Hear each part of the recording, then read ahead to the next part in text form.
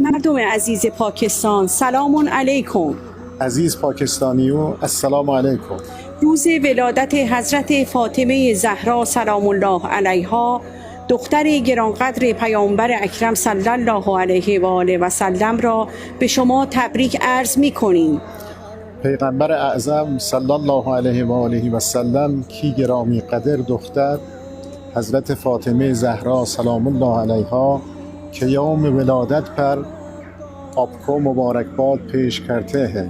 ما در ایران هم ایران में این روز را इस दिन को به عنوان روز زن و مادر عورت और माँ के दिन के तौर पर جشن می‌گیریم. जश्न मनाते हैं.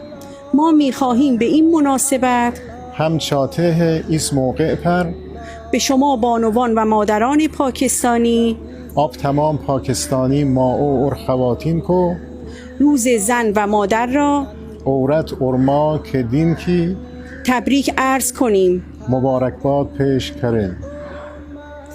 مریم از یک نسبت عیسی عزیز، از سه نسبت حضرت زهرا عزیز.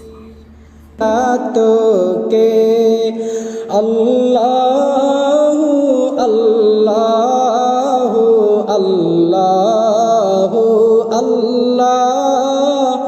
اللہ